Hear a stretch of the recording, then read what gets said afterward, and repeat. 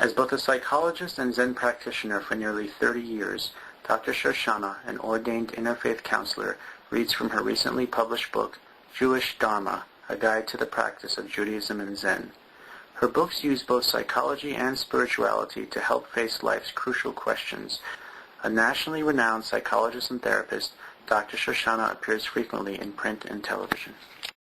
Her audience is diverse, and according to the director of the Academy of Health, she explores the spiritual and therapeutic aspects of Zen practice in a way that is acceptable to anyone, no matter what their faith, philosophy, or religious beliefs. So, ladies and gentlemen, please join me in welcoming Dr. Brenda Shoshanna. I've written many books, but this is really my life's work, and it's my life's journey, and it means more to me than anything else that I've ever done. As a long-term Zen student and practicing Jew raised in Borough Park, Brooklyn, who has been unable to let go of either practice, I have struggled for many years with what appear to be the completely different teachings of Zen and Judaism. Gripped by these two powerful, ancient practices, I have finally come to realize that despite all logic, each is essential to the other. Zen practice deepens Jewish experience and helps one understand what authentic Jewish spiritual practice is. And that is a big koan. That's a big question. What authentic spiritual practice, Jewish spiritual practice really is. And Jewish practice provides the warmth and humanity that can get lost in the Zen way. For sure, right? Today, a great spiritual hunger is surfacing as many seek comfort, support, and meaning in a world that has spun out of control. There are endless paths to take, yet most modern Jews and non-Jews as well have little knowledge of what authentic Jewish practice and authentic Zen practice actually are. The need to combine Zazen and Jewish practice and the teachings of Torah always felt very, very important to me. And I will read with you and share with you why.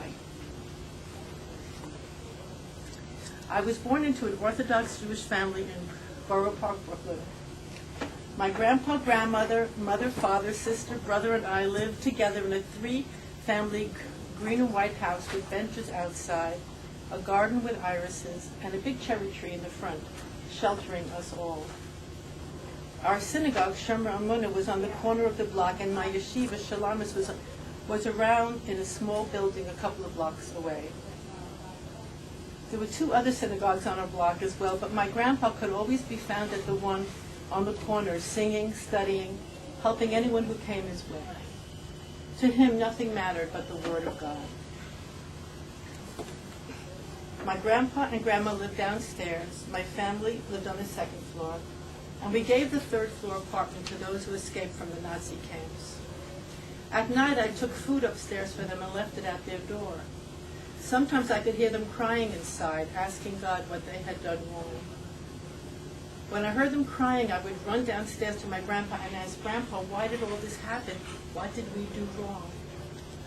One day, God will tell you why everything happens, he whispered, when you merit it, when you're strong. Then I ran to my grandma, who was cleaning in her kitchen. Grandma, why did all this happen? What did we do wrong? Normal girls don't have these kinds of questions. Just stay and work with me in the kitchen. Cut the vegetables, sweep the floor. What else are you looking for? So like Idaho. My grandmother was huge and strict with a stiff brown wig and had a hard time with me. What kind of girl came into this family? Stop asking questions. Stop chasing after your grandpa, running to shul. It's not allowed. Don't listen to anything your mother tells you. She's lost in dreams. Stay here with me and work in the kitchen. That's the only way. So for a lot of the time, I worked at her side in her white tile kitchen, chopping carrots with a blunt knife. Everybody in the family had a different opinion about the right way, about what God wanted. My grandpa and grandma, devout Jews, Chassids, kept everything strictly. They were the pillars of the religious world. My grandmother served God by preparing meals for Shabbos. Her door was always open. Anyone who was hungry could come and eat. That's a huge mitzvah in Judaism. And to eat not only physical food, but spiritual food. Doors always open. Our emotional doors are all our doors open. My grandpa sang to God constantly, no matter what he was doing, night and day. My other grandpa, also a chassid, sat upstairs silently in our apartment in a long black coat and studied all day Torah. He hardly spoke except to warn us not to gossip. My mother loved to tell stories, and she would read her poems to anyone who would listen, and especially to this grandpa, even though she knew it wasn't allowed. My father, a lawyer who was not religious, said he loved God by working hard and taking care of his family. He walked down the street in full view without a yarmulke on and would never set a foot in the shuls. And me, I had a lot of questions. What was the true way? What did God really want from us?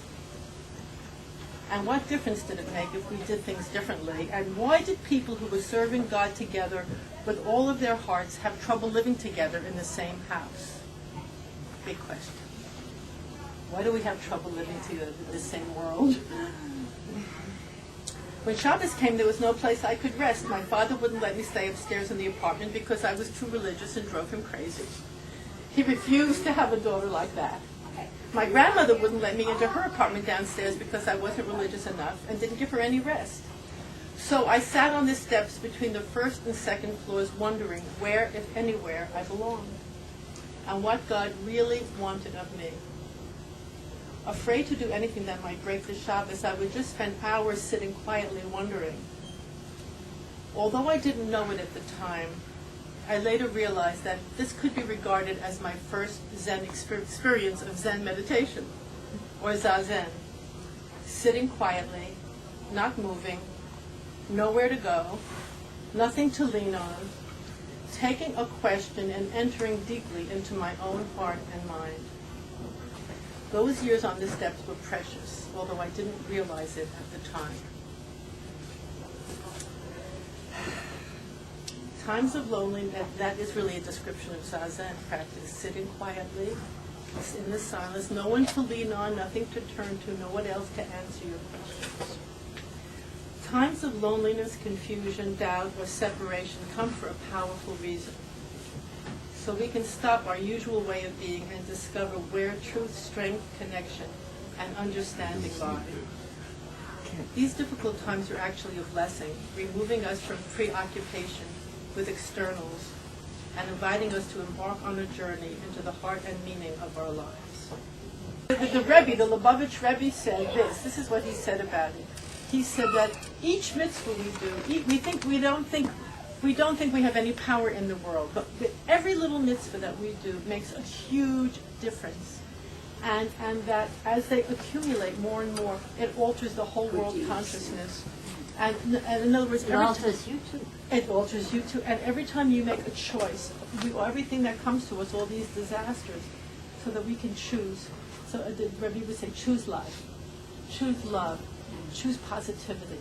This is a test. It's a way to grow strong through these difficult, churning times. Don't give in to all the pain and fear. Stay as a strong reed in the wind and make your choices and know that whatever you do will affect the world in a positive way, including faith, deep faith in God. That's also a big mitzvah, is to have faith. And when we say faith, often, the reason I sit so much is those words, they mean a million different things to a million different people. What does it mean, faith? Somebody says, you have faith. I said, how do you do that? What is that? Or you have to love this one. But most people don't know how to love. They don't know what love is. They can't even love themselves. How are they going to love God? So as we sit, we learn how to love. I've learned how to love more and more, how to open my heart. I'll tell you, there's a poem by E.Q. I wish I had something to offer you, but in the Zen school, we don't have a thing, including enlightenment. We have maybe painful legs, or hot tea when you're cold. That feels good. That's what we have. That's what we have. We don't have anything else. So listen, thank you so much for coming.